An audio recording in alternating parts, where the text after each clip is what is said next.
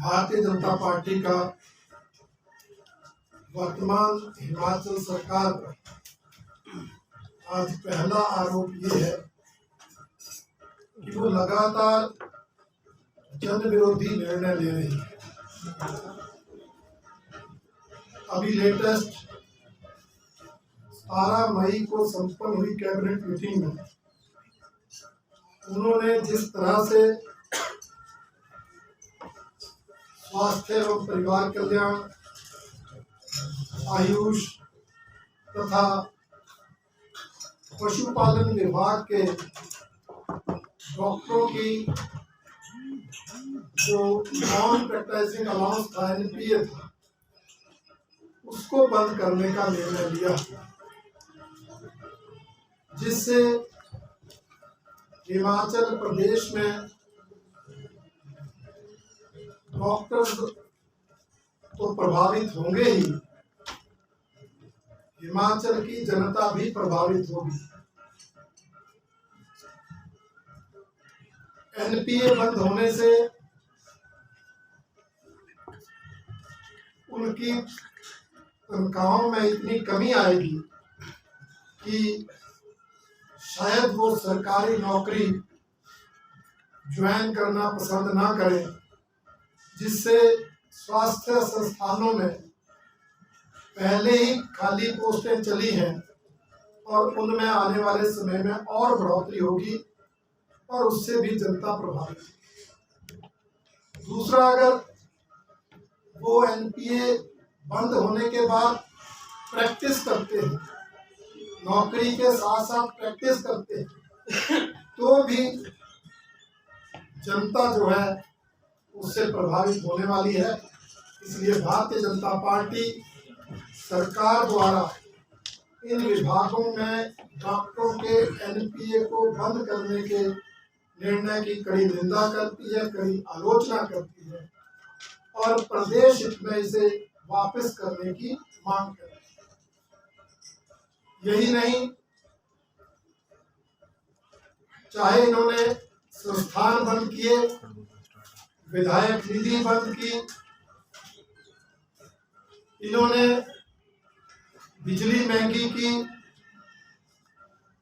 इन्होंने महंगाई को बढ़ाने का काम किया, उसके साथ साथ विकास को रोकने जैसा जन विरोधी कृत्य भी किया। पिछली भारतीय जनता पार्टी की सरकार के समय जो बजट का प्रावधान हुआ था, उसको भी विकास पर खर्च नहीं।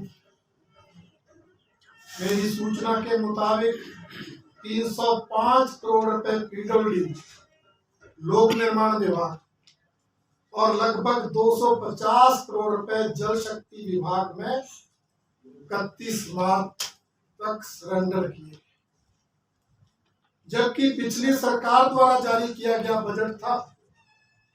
अनेक कार्य जो हैं वो उनके टेंडर हो गए थे, टेंडर अवार्ड हो गए थे, कई काम ठेकेदारों ने कर दिए थे, कई कर रहे थे।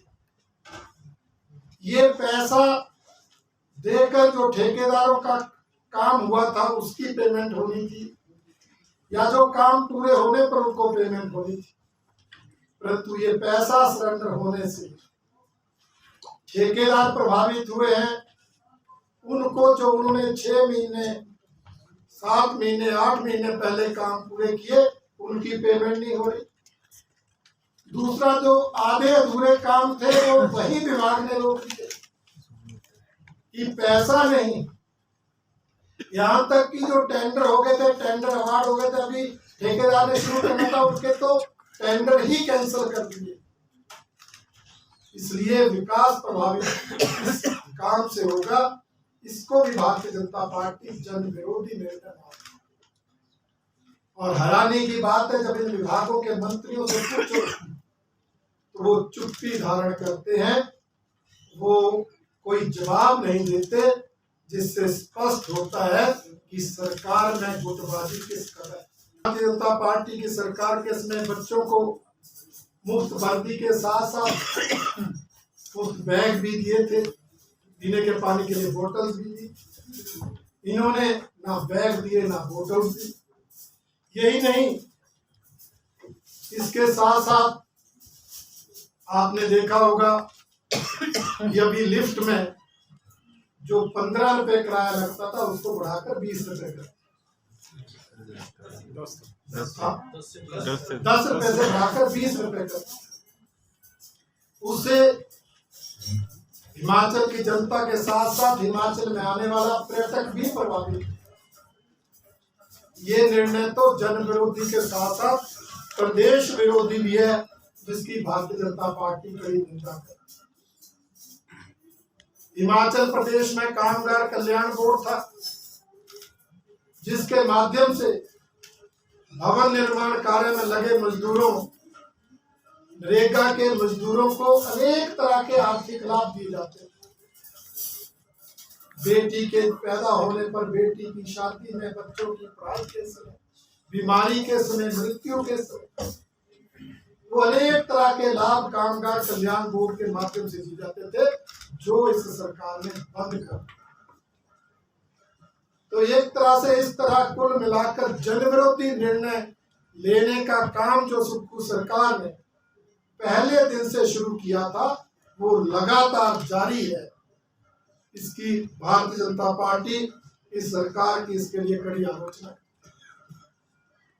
दूसरा आरोप भारतीय जनता पार्टी का वर्तमान सरकार पर है कि उनके मुख्यमंत्री लगातार झूठ बोलकर जनता को गुमराह कर। उन्होंने कहा Himachal Pradesh service selection board की जांच 1 महीने में पूरी होगी। वक्तव्य दिए 2 महीने हो गए, कोई पता नहीं। उन्होंने कहा लिखित परीक्षाएं जो नौकरियों के लिए ली गई, उनके परिणाम, उनके रिजल्ट 1 सप्ताह के भीतर निकल जाएंगे। ये बयान दिए भी 1 महीना हो गया। यही नहीं, शिमला कॉरपोरेशन के चुनाव में आदर्श चुनाव संहिता की उल्लंघना करते हुए, कर्मचारियों को प्रभावित करते हुए उस समय निर्णय तो ले दिए कि 2 साल जिनका कॉन्ट्रैक्ट पूरा हो गया उन कर्मचारियों को रेगुलर कर देंगे, पार्ट टाइम को डेली वेज कर देंगे, डेली वेज को रेगुलर कर देंगे। फाइलें तो रूटीन की थी, साइन हुई, क्योंकि ये निर्णय तो पिछली सरकार के थे, परंतु हर साल सरकार रूटीन में वो फाइल करती है और 2 साल जिनका कॉन्ट्रैक्ट पीरियड पूरा उनको रेगुलर करती है, डेली बेस को रेगुलर करती है और पार्ट टाइम को डेली बेस करती है।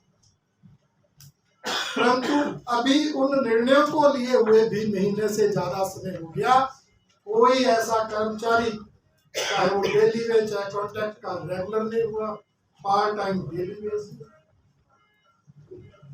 तो लोगों को झूठ बोलकर गुमराह करना और यहाँ तक कि चुनाव आचार संहिता का उल्लंघन करके वोटों को प्रभावित करने का भी काम कर लिया, परंतु उस काम को सिरे नहीं चढ़ाया। ये आरोप भारतीय जनता पार्टी का है कि झूठ बोलकर ये जनता को गुमराह करते रहे और आगे भी करते जा रहे हैं। तीसरा आरोप आज इस सरकार पर है कि ये सरकार भ्रष्टाचार में संलिप्त है और 6 महीने के अंदर अंदर ही मुख्यमंत्री का कार्यालय भ्रष्टाचार का अड्डा बनता नजर आ रहा है। इस संबंध में पिछले दिनों एक पत्र जारी हुआ और मुख्यमंत्री मंत्रीगण उस पत्र को गुमनाम पत्र की संज्ञा देकर पल्ला झाड़ने का काम कर, जबकि अगर हम वो पत्र पूरा पढ़ेंगे तो वो पूरी तरह से गुमनाम नहीं है। उस व्यक्ति ने कहा है मैं सरकारी कर्मचारी हूं, उस व्यक्ति ने कहा मैं मुख्यमंत्री कार्यालय में तैनात था और जब मैंने इस तरह के भ्रष्टाचार का विरोध किया तो मुझे वहां से बदल दिया। अब इस प्रोजेक्ट को बनाने वाली कंपनी को जो पत्र में आरोप है कि आपने उनको डेविएशन करके पोस्ट कॉस्ट एस्केलेशन करके उनको फायदा दिया। मैं इस बात पर नहीं चाहता कि कितने का लेन देन हुआ, परंतु ये तो मैं पूछना चाहता हूं कि Himachal Pradesh power corporation limited के 18 मई 2023 को संपन्न हुई बोर्ड ऑफ डायरेक्टर्स की मीटिंग में इस मैसर्स पटेल इंजीनियरिंग लिमिटेड को क्या लाभ? क्या यह सत्य नहीं है कि उस मीटिंग में इस कंपनी को एक्सटेंशन दी गई है? उनके जो काम पूरा करने का समय अवधि थी वो पूरी हुई थी, इसलिए एक्सटेंशन ऑफ टाइम दिया गया। अदरवाइज समय पर प्रोजेक्ट पूरा नहीं होता तो पेनल्टी लगती,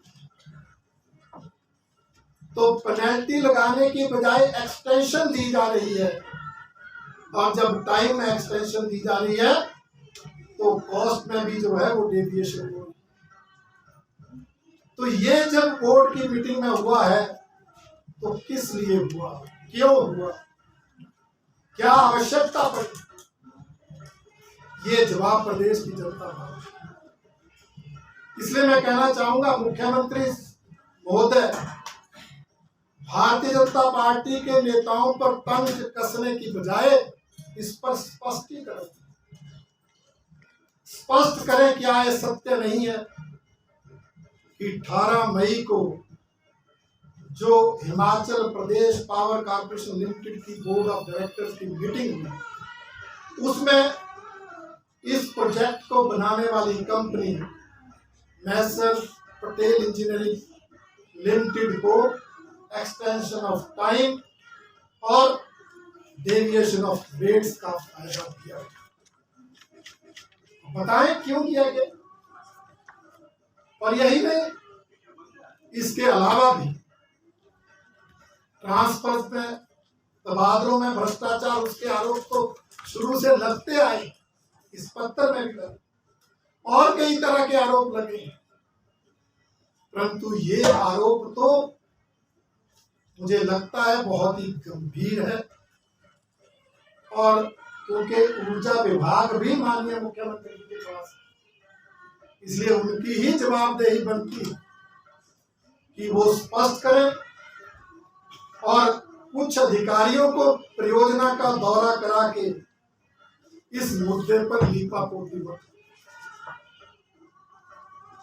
आप एक्सटेंशन ऑफ टाइम का फायदा, डेविएशन ऑफ रेट्स का फायदा पहले दे देते हो, और आपकी अधिकारियों की टीम बाद में जा रही है, वो सिर्फ लीपापोती। इसलिए बहुत गंभीर आरोप है, सरकार इसमें स्पष्टीकरण दे, जांच कराए, और सचमुच अगर अनियमितता भी हुई है, गलत फायदा भी दिया है, तो जिन्होंने दिया है कार्रवाई, और अगर भ्रष्टाचार हुआ है तो फिर तो किसी को बख्शने का सवाल ही पैदा नहीं। इसलिए भारतीय जनता पार्टी ये मांग करती है कि ये जो आरोप भ्रष्टाचार के मुख्यमंत्री कार्यालय पर लगे हैं, उनकी किसी एजेंसी से जांच कराई जाए, ताकि दूध का दूध और पानी का पानी हो सके।